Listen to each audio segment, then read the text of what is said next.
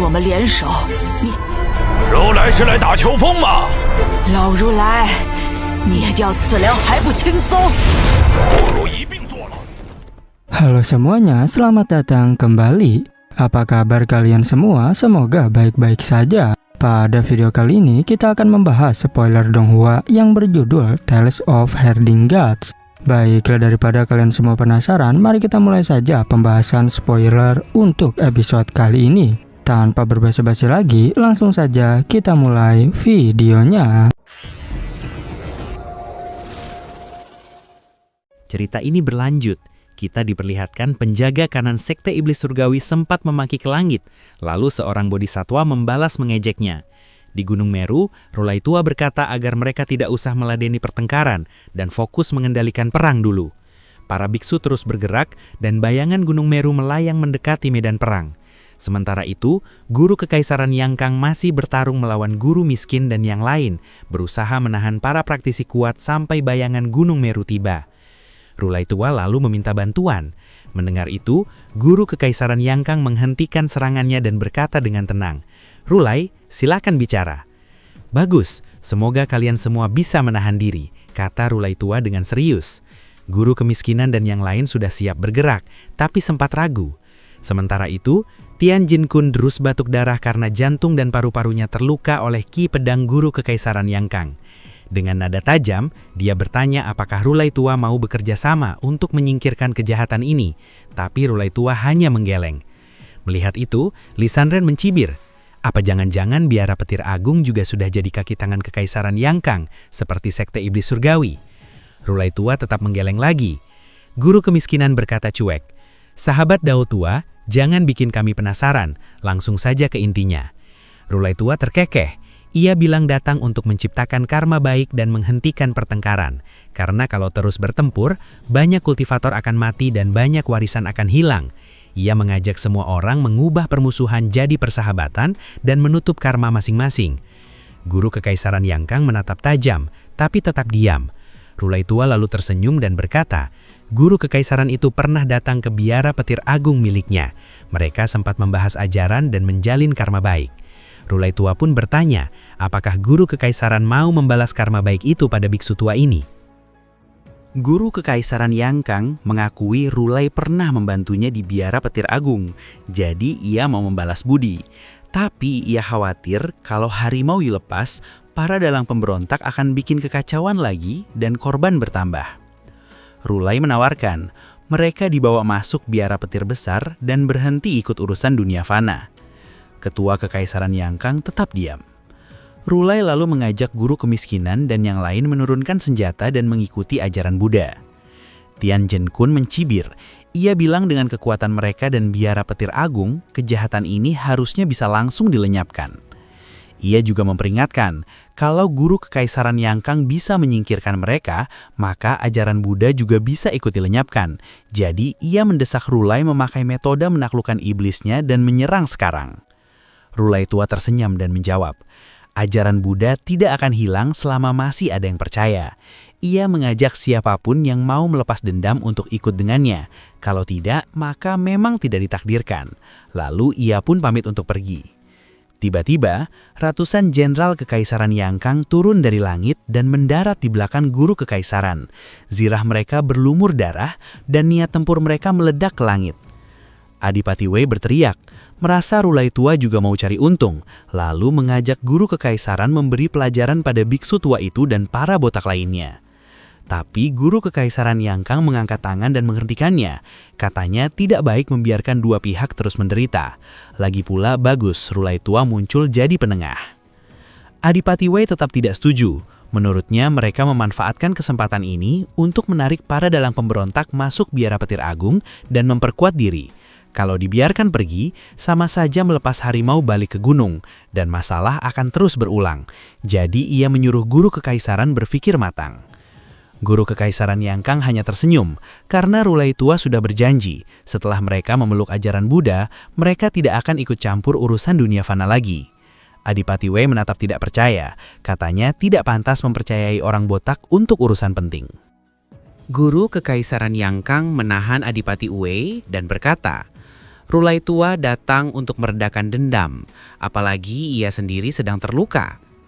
Di Gunung Meru, para bodhisatwa dan arhat saling menoleh. Rulai tua menyebut nama Buddha lalu menekan guru kemiskinan dan yang lain agar ikut berdamai. Mereka akhirnya mengangguk, karena kalau menolak, Rulai tua pergi dan mereka bisa dibantai. Kalau setuju, masuk biara petir agung, maka guru kekaisaran Yangkang tak akan mengejar lagi. Rulai tua tersenyum, memuji para senior yang mau melepas dendam dan memeluk ajaran Buddha.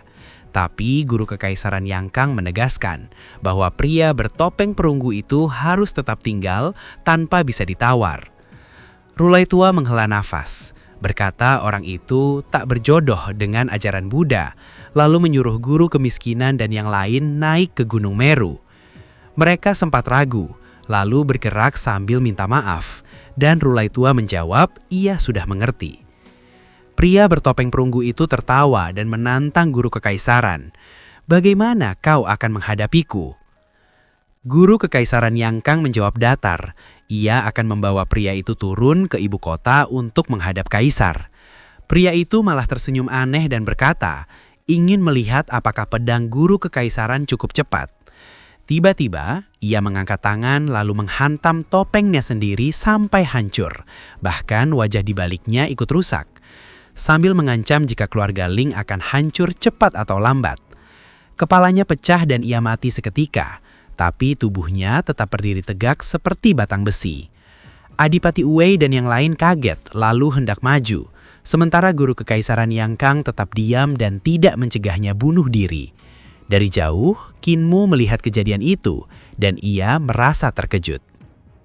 Bagi guru kekaisaran Yangkang, kalimat "akan kubawa ke ibu kota bertemu kaisar" sama saja memaksa pria bertopeng perunggu itu bunuh diri. Soalnya, siapapun dia jelas orang penting di keluarga kerajaan dan sangat dibutuhkan kaisar. Kalau ia ditangkap hidup-hidup lalu dibawa menghadap, kaisar akan dipermalukan. Para menteri ikut goyah, bahkan kaisar bisa terjebak, harus membunuhnya atau tidak. Begitu identitasnya terbongkar, wibawa kaisar akan jatuh, dan rakyat akan bergosip apakah pemberontakan ini ulah orang itu atau justru kemauan kaisar. Dampaknya, nama guru kekaisaran Yangkang bisa melampaui kaisar. Banyak menteri condong padanya. Kaisar jadi curiga, lalu konflik internal meledak membahayakan kekaisaran Yangkang dan juga keluarga Ling. Sebagai bangsawan tinggi, pria bertopeng perunggu itu memilih mengakhiri hidupnya agar identitasnya tidak terbongkar dan keluarga Ling tidak makin dipermalukan. Karena itu, ia sengaja mengubah penampilan dan menghancurkan wajahnya. Guru kekaisaran Yangkang juga tidak menghentikannya karena memang berharap dia bunuh diri. Ia tak ingin membawanya ke ibu kota menghadap kaisar dan mempermalukan kaisar maupun keluarga Ling. Kalau pria itu tidak melakukannya sendiri, guru kekaisaran Yangkang pun akan membantunya. Ini dianggap jalan terbaik.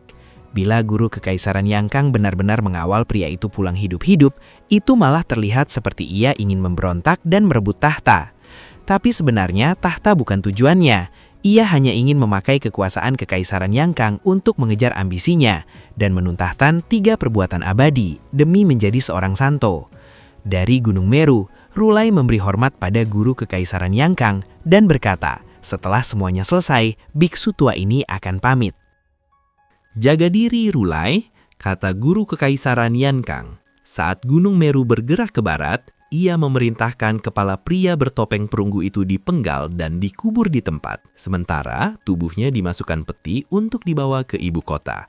Li Sanren hendak bicara, tapi Rulai tua menolak dan mengajak kembali ke gunung karena muridnya yang berdosa sudah kabur dan membawa lengannya.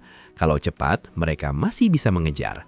Para biksu terkejut ketika Gunung Meru melewati Qin Mu, terdengar ejekan dari bawah, dan para bodhisatwa serta arhat ikut memaki. Rulai tua menghentikan Gunung Meru, menunduk dan menyatukan telapak tangan sambil menyapa, "Kakak senior." Semua terkejut, tapi Qin Mu juga membalas salam yang sama. Rulai tua sempat kaget, lalu membawa rombongan pergi. Penjaga kanan Sui Bie kesal, menegur Qin Mu karena membalas salam keledai botak itu, dan bilang sekarang identitas Qin Mu sudah masuk radar orang tua itu. Qinmu hanya tersenyum. Sebagai pemimpin sekte suci, ia harus membalas salam yang setara dan tak bisa terus menyembunyikan identitasnya atau mempermalukan sektenya. Cerita ini berlanjut. Kita diperlihatkan seorang bodhisatwa yang bertanya, kenapa mereka tidak memanfaatkan momen saat guru kekaisaran Yangkang mengaku terluka. Rulai tua balik bertanya, lukanya asli atau palsu? Si bodhisatwa pun tak bisa memastikan. Rulai tua lalu berkata, mereka sudah kalah dan ada yang tewas karena percaya kabar itu.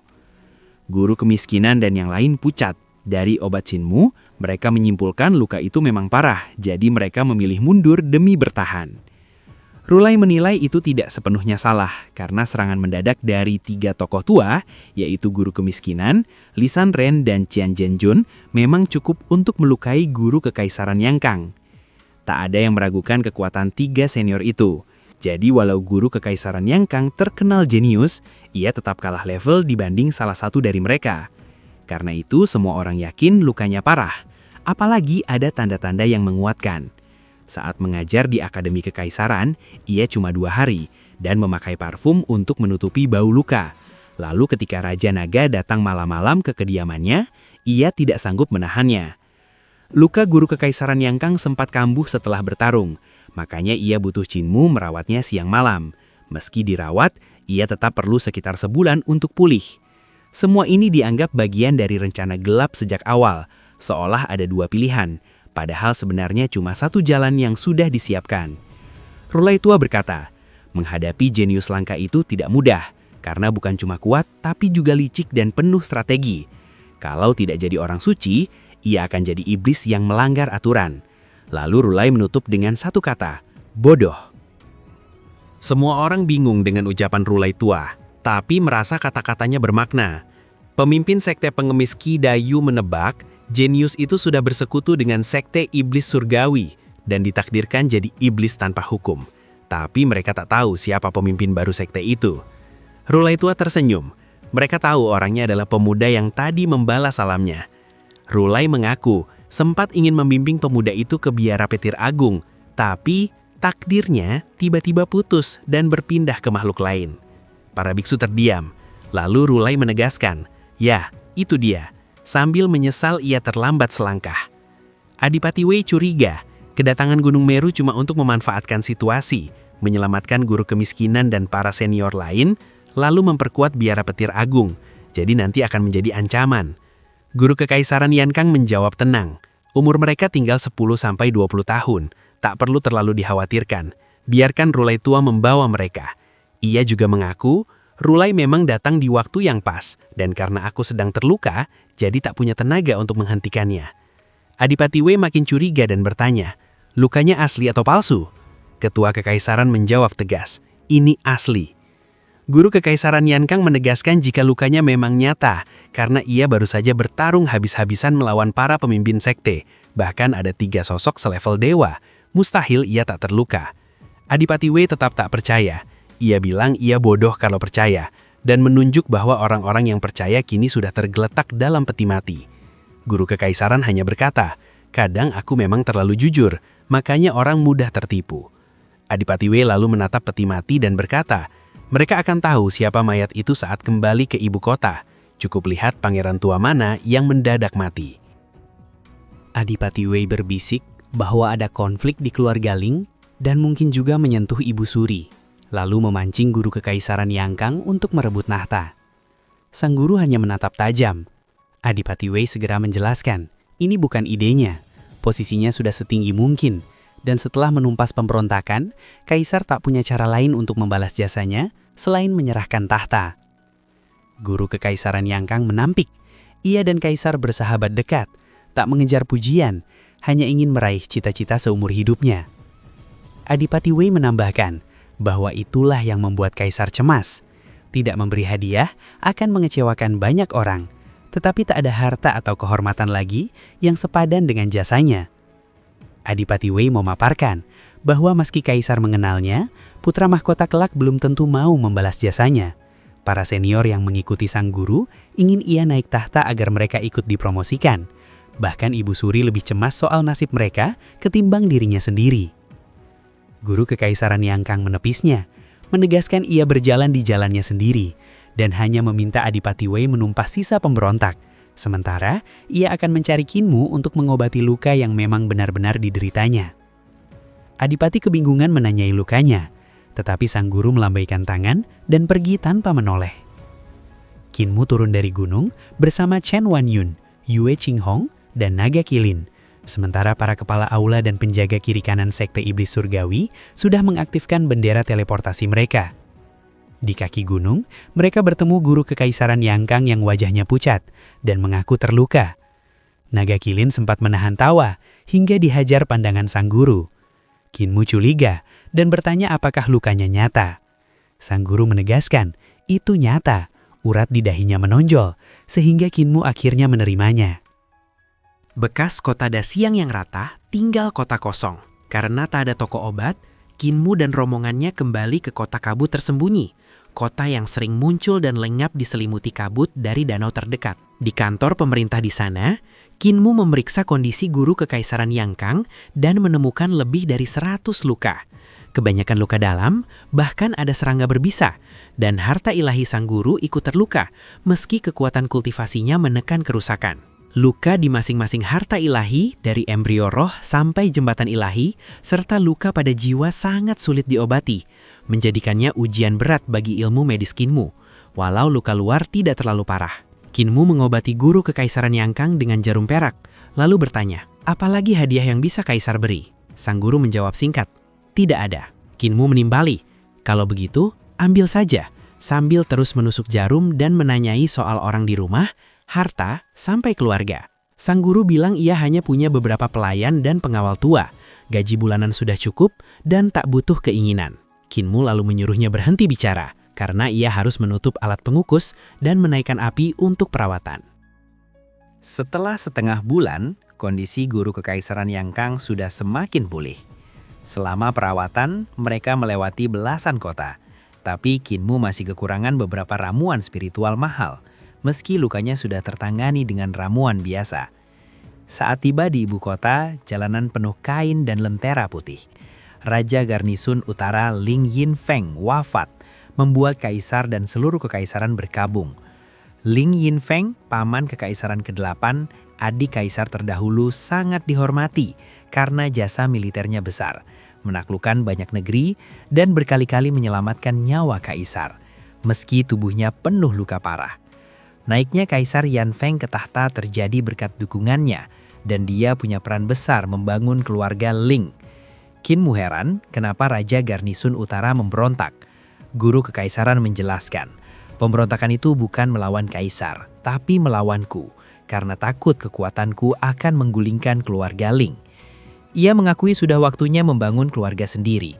Lalu ia berniat pulang berganti jubah dan pergi melayap, karena Raja Garnisun Utara tetap berjasa dan layak dihormati. Guru besar kedamaian abadi pamit pada Kinmu karena lukanya sudah pulih, jadi Kinmu tak perlu merawatnya lagi.